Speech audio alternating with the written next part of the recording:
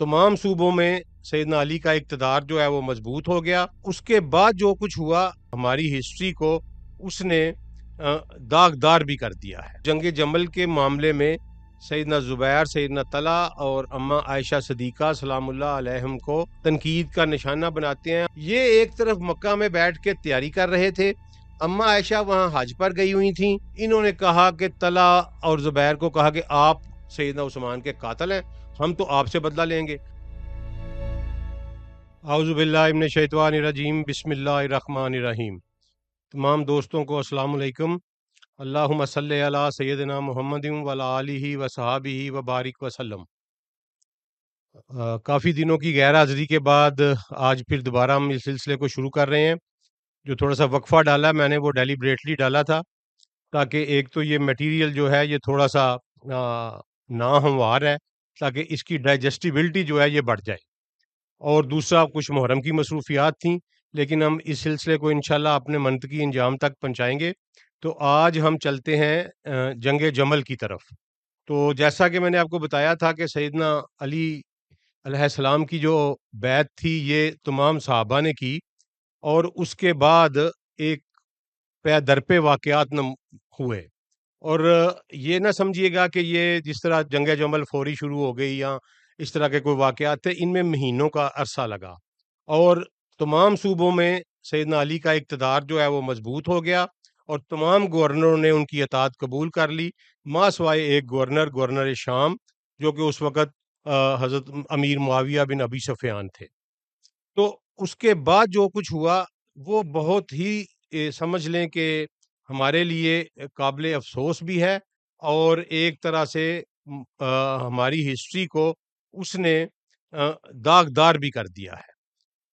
उसकी तफ़सीलात में जाने से पहले मैं एक शक और शुबह की जो बात है वो दूर करना चाहता हूँ अपने नाज़रीन और अपने सामीन के लिए, और वो ये है कि बहुत सारे लोग जो हैं वो जंग जमल के मामले में सैयदना ज़ुबैर, सैयदना तला और अम्मा आयशा सदीक़ा सलामुल्लाह अलैहिम को तनकीद का निशाना बनाते हैं और बहुत सारे लोग उनके खिलाफ ज़ुबान दराज़ी भी करते हैं, जो कि किसी सूरत में भी काबिल कबूल नहीं है।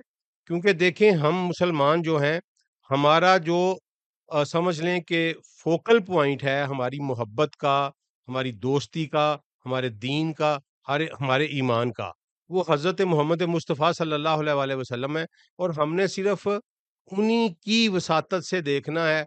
यानी कि आप इन नटशेल ये समझ लें कि हमारी पसंद नापसंद, हमारी दोस्ती दुश्मनी, हमारा जितना भी मुआशरती इक़्तिदार है, उनका वो फंडामेंटल क्राइटेरिया हज़रत मोहम्मद मुस्तफ़ा सल्लल्लाहु अलैहि वसल्लम है। तो इसलिए वो तमाम अहादीस जो सही साबित हैं, देखिए नबी करीम सल्लल्लाहु अलैहि वसल्लम की हदीस हुज्जत है हमारे लिए, और हमारे लिए वो उतनी ही उसी तरह ही काबिल अताअत और है और काबिल अमल है जिस तरह के कुरान पाक है। इसमें फ़र्क सिर्फ़ ये आता है कि कुरान पाक का टेक्स्ट जो है वो 100% मशकूक है, महफूज़ है, और उसमें आपको किसी किस्म की कोई तरद्दुद नहीं करना पड़ता उस टेक्स्ट के लिए। लेकिन चूँकि अहादीस के मामला इससे थोड़ा-सा उल्ट है, इसलिए उसकी सेहत जाँचने के लिए हमें तरद्दुद करना पड़ता है। लेकिन ये बात ज़हन में रखें कि जब एक दफ़ा ये साबित हो जाए कि ये हदीस रवायत दुरायत के मुताबिक सही है, तो वो फिर 100% हमारे लिए उतनी ही हैसियत रखती है जितना कुरान पाक का कोई हुक्म है। तो हम ये देखते हैं सबसे पहले कि नबी करीम सल्लल्लाहु अलैहि वसल्लम की नज़र में सैयदना तला और सैयदना ज़ुबैर का क्या मकाम था। तो ये 2 सहाबी हैं जो साबिक़ूनुल अव्वलून में थे, और ये पहले 5-6 सहाबी जो मुसलमान हुए ये उनमें से हैं। रूए ज़मीन पर जो पहले 5-6 बंदे जिन्होंने नबी करीम सल्लल्लाहु अलैहि वसल्लम की रिसालत का इकरार किया, अल्लाह की वहदानियत पे गवाही दी, और जो इस्लाम की बुनियाद बने सैयदना तलहा और सैयदना ज़ुबैर अलैहिमुस्सलाम रिज़वानुल्लाहि अलैहिम अजमाइन, वो सब दोनों जो हैं वो इसमें शामिल हैं, और मौला अली भी इसी गिरोह में शामिल हैं। इसलिए इन बुजुर्गों के बारे में बात करने से पहले हमें बहुत दफ़ा सोचना पड़ेगा। ये जो हैं सहाबा में जो सबसे आला दर्जा है, अगर सहाबा की फ़ज़ीलत के वाइज़ कैटेगराइज़ किया जाए, तो सैयदना तलहा और सैयदना ज़ुबैर उनमें आते हैं। اور نبی کریم صلی اللہ علیہ وآلہ وسلم نے ایک دفعہ دیکھا کہ ایک نوجوان 16-17 سال کا ایک نوجوان دبلا پتلا سا تلوار، اب ننگی تلوار ہاتھ میں لیے مکہ کی گلی میں نبی صلی اللہ علیہ وسلم کے گھر کی طرف بھاگتا ہوا چلا آ رہا ہے. تو قریب آنے میں پتا چلا کہ وہ سیدنا زبیر تھے. اس وقت ان کی عمر 15-16-17 سال تھی. تو نبی صلی اللہ علیہ وسلم نے پوچھا خیریت ہے؟ تو فرمایا یا رسول اللہ مجھے پتا چلا ہے کہ کسی نے آپ کے ساتھ بدتمیزی کی ہے، تو میں تلوار ننگی لے کے اس کا کام تمام کرنے آیا ہوں. تو نبی صلی اللہ علیہ وسلم مسکرائے، ان کو پیار کیا اور کہا کہ ایسی کوئی بات نہیں. یہاں سے یہ پہلا ہتھیار تھا جو اسلام کی حفاظت، رسالت مآب صلی اللہ علیہ وآلہ وسلم کی حفاظت کے لیے جو تلوار سب سے پہلے نیام سے باہر نکلی وہ سیدنا زبیر کی تلوار تھی. اس کے علاوہ سیدنا زبیر کو نے ہجرت کی نبی صلی اللہ علیہ وآلہ وسلم کے ساتھ، غزوہ بدر میں شامل ہوئے، غزوہ احد میں شامل ہوئے، غزوہ خندق میں شامل ہوئے، صلح حدیبیہ میں شامل ہوئے، فتح مکہ میں، غزوہ حنین میں، تبوک میں. یعنی کوئی اس قسم کا کوئی مارکا نہیں ہے جس میں نبی صلی اللہ علیہ وسلم نے شرکت کی ہو تو اس میں سیدنا زبیر نے بھی شرکت کی.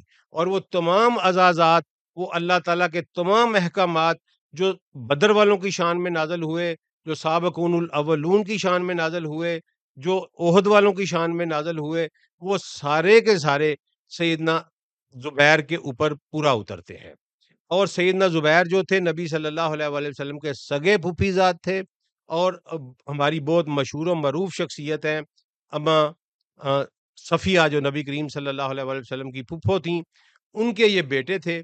تو اس لیے یہ بالکل سمجھ لیں کہ نبی کریم صلی اللہ علیہ وآلہ وسلم کے گھر کے فرد تھے.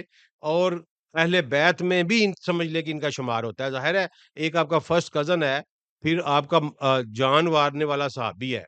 اس کے بعد نبی کریم صلی اللہ علیہ وآلہ وسلم نے یہ کہا کہ زبیر، ہر نبی کا ایک حواری ہوتا ہے اور میرا حواری جو ہے وہ زبیر ہے. یہ صحابہ میں سے کسی اور کو یہ شان نصیب نہیں ہوئی. سیدنا زبیر کو نبی کریم صلی اللہ علیہ وآلہ وسلم نے اپنا حواری کہا دنیا اور جنت میں اور آخرت میں.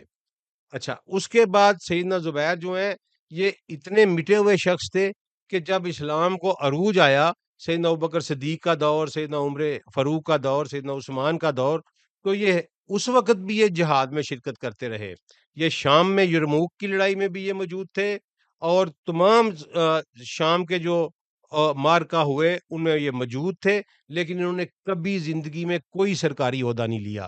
کسی بندے کے درویش ہونے کا اس سے بڑا اور کیا ثبوت ہو سکتا ہے؟ کسی بندے کے بے لوث ہونے کا، کہ اس کو اپرچونٹی بھی ملی ہو، سمجھ لیں کہ وہ ایک الیٹ گروپ جو اسلام میں تھا اس سے بھی تعلق رکھتا ہو، اس کی نبی کریم صلی اللہ علیہ وآلہ وسلم سے بڑی قریبی رشتہ داری بھی ہو، اور اس نبی کریم صلی اللہ علیہ وسلم اس کو چاہت بھی کرتے ہوں، اس کو پسند بھی کرتے ہوں، لیکن اس کے باوجود وہ کوئی اگر عہدہ نہ لے تو وہ بندہ عظیم ہے، اس کی عظمت کو سلام کرنے کو دل کرتا ہے. پھر وہ شام کی فتح کے بعد مصر کی فتح میں گئے. اور آپ یہ جان کر حیران ہوں گے کہ جو موجودہ قاہرہ جو ہے، قائرو جس کو کہتے ہیں، کیپٹل آف ایجپٹ جو ہے، اس کی ڈیزائننگ ساری کی ساری اربن پلاننگ سیدنا زبیر نے کی ہوئی ہے. یہ سیدنا زبیر نے بنایا ہوا ہے یہ شہر. تو یہ ایسے بزرگ ہیں جن کے بارے میں بات کرنے سے پہلے ہمیں بہت دفعہ سوچنا پڑے گا. اب آ جائیں سیدنا طلحہ کی طرف. سیدنا طلحہ اسی طرح پہلے 5-6 گروپ میں سے مسلمان، بلکہ سمجھ لیں کہ یہ تیسرے مسلمان ہیں. اما خدیجہ، مولا علی علیہ السلام، ابوبکر صدیق، اور پھر اس کے بعد سیدنا طلحہ بن عبید اللہ. اور طلحہ بن عبید اللہ کی خصوصیت یہ ہے کہ نبی کریم صلی اللہ علیہ وآلہ وسلم کی 4 سالیاں نبی کریم صلی اللہ علیہ وآلہ وسلم کی طلحہ بن عبید اللہ کی بیویاں تھیں. یہ آپ کو بہت کم پتہ چلے گا، لیکن سیدنا طلحہ بن عبید اللہ کا نبی کریم صلی اللہ علیہ وسلم سے اتنا مضبوط رشتہ ہے کہ اماں عائشہ کی بہن ام کلثوم سیدنا طلحہ کی بیوی تھیں. اسی طرح ہماری اماں سیدہ زینب بنت جاش کی بہن حمنہ بنت جیش، یہ سیدنا طلحہ بن عبید اللہ کی جو ہے وہ بیوی تھیں. اسی طرح ام سلمہ کی بہن جو تھیں وہ بھی سیدنا طلحہ کی بیوی تھیں. اور ام حبیبہ کی بہن جو تھیں ابو سفیان کی دوسری بیٹی، وہ بھی سیدنا طلحہ کی بیوی تھیں۔ اب یہ دیکھ لیں کہ نبی کریم صلی اللہ علیہ وسلم کا کتنا کلوز رشتہ بنتا ہے کہ 4 بیویاں جو نبی کریم صلی اللہ علیہ وسلم کے گھر پر تھیں، ان چاروں کی بہنیں طلحہ بن عبید اللہ کے نکاح میں تھیں، اور انہی میں سے ان کی اولاد بھی ہوئی ہے۔ اس کے علاوہ سیدنا طلحہ بن عبید اللہ وہ واحد صحابی ہیں جن کو نبی کریم صلی اللہ علیہ وسلم نے مختلف خطابات سے نوازا ہوا ہے۔ ایک دفعہ انہیں طلحہ الجواد کہا، ایک دفعہ طلحہ الفیاض کہا، اس طرح مختلف القابات سے نوازا۔ اور سیدنا طلحہ بن عبید اللہ کی قربانی کا اندازہ آپ یہ لگائیں کہ جب غزوہ خندق میں مسلمانوں میں انتشار پیدا ہوا، لوگ ادھر ادھر بھاگ گئے، اور چند لوگ جو نبی کریم صلی اللہ علیہ وسلم کے ساتھ رہ گئے، تو ان میں سیدنا طلحہ بن عبید اللہ تھے۔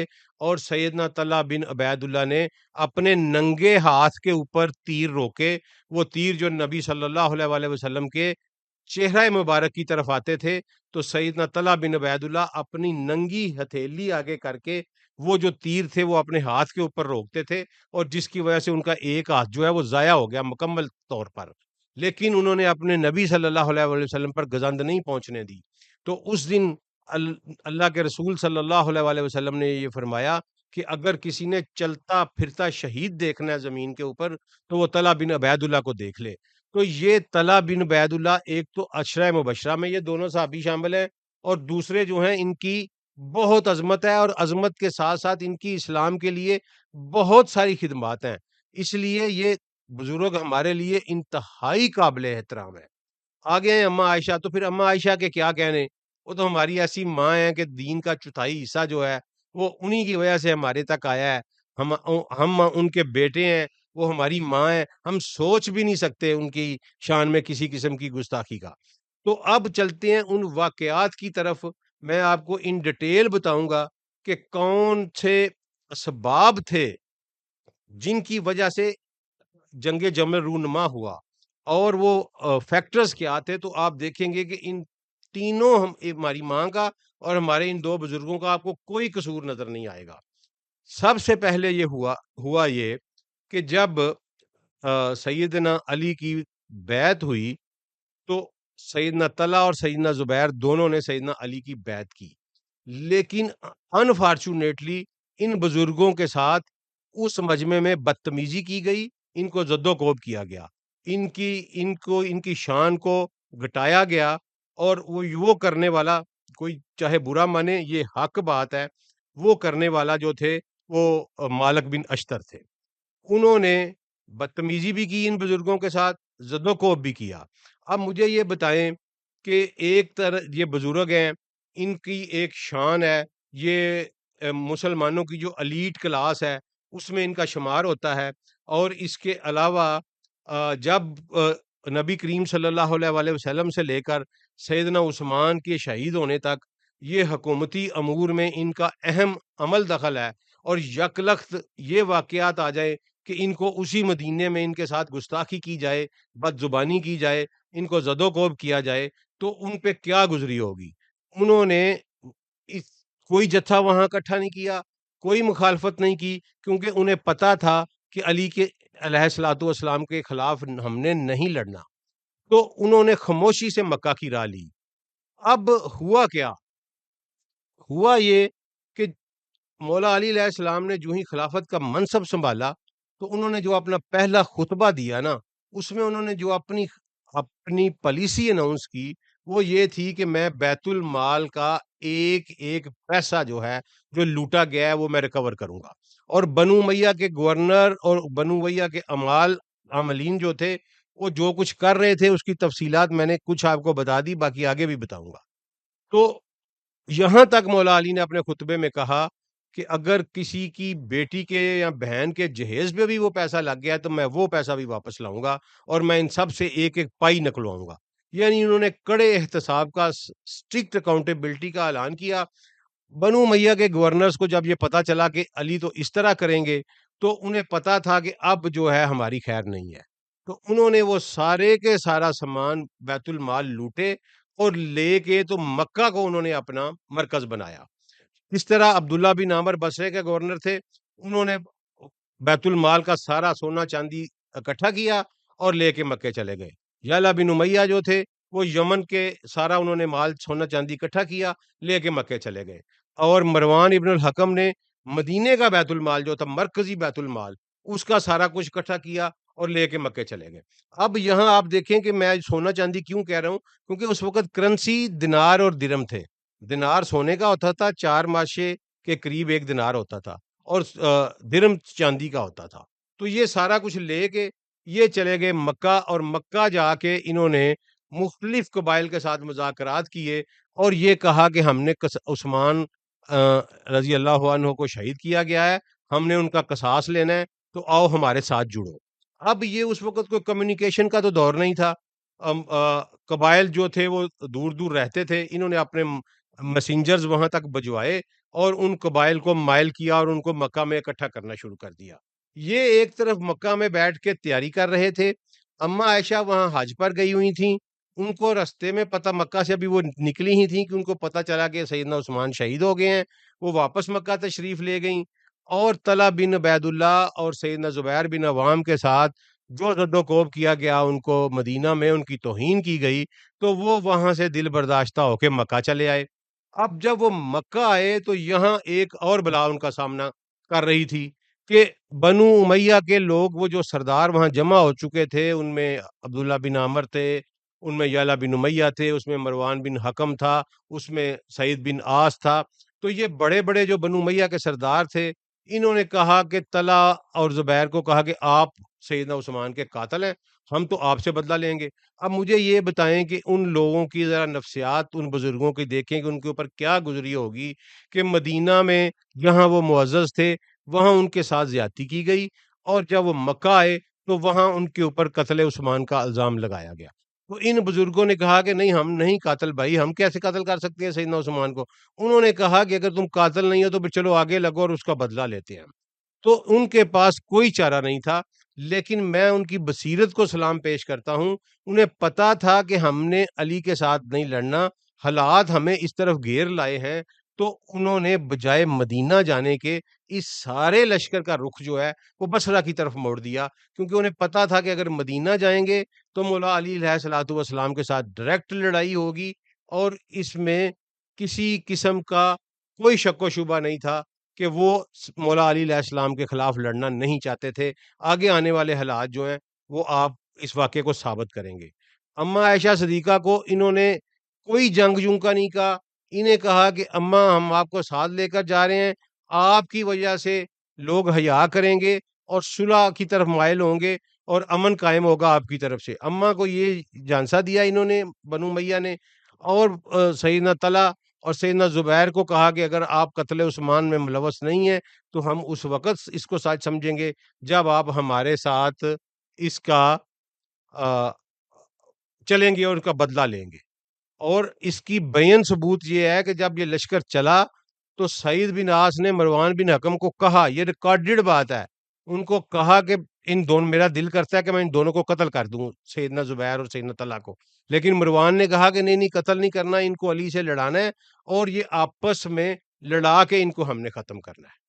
تو یہ یہاں تک ہی، آگے میں آپ کو بتاؤں گا کہ دوسرا یہ جنگ جمل کیا ہوئی، کیسے ہوئی، اور اس میں مولا علی علیہ السلام نے کیا کیسے ریئیکٹ کیا۔